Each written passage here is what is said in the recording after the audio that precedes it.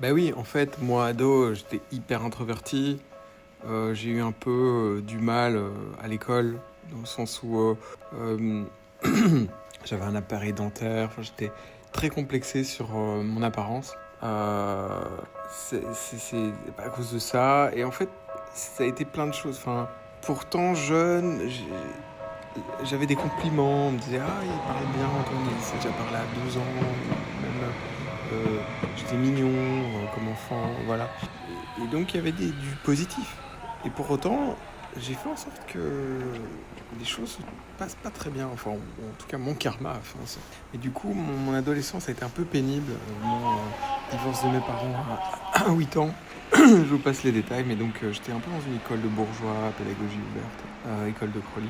Euh, et euh, et j'étais du coup avec le divorce de mes parents, bah, ma mère avait des problèmes financiers, et du coup j'étais un peu le pauvre dans une école de riches. Ça m'a fortement peiné, j'étais l'aîné, c'était difficile, c'était vraiment une période très difficile.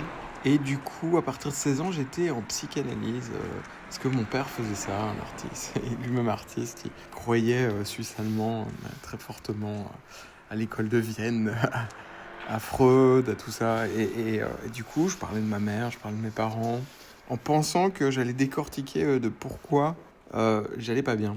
Et comme si tout venait de sa mère et de son père. Alors oui, c'est deux êtres, si vous ont éduqué, qui sont importants dans votre vie.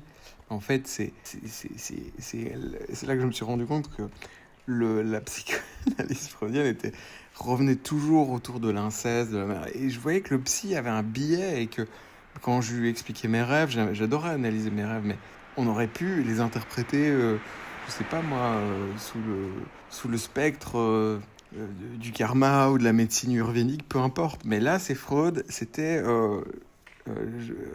ça tournait autour de ma mère est castratrice, je veux faire l'amour à ma mère, enfin des trucs, toujours la même chose. Enfin, et c'est vrai que je sais plus, à partir des années 2000, il y a eu un truc qui a pété au niveau du dogme de Freud, et là, ça a cassé. Et c'est à ce moment-là que j'ai commencé j'y allais de moins en moins, mais j'étais comme ça pendant plus de 20 ans. Et en fait, ce qui m'a vraiment sauvé, c'est le développement personnel, la psychologie comportementale américaine. Bon, voilà, j'en parle dans un deuxième short, mais voilà, je vous dis à bientôt, les gars.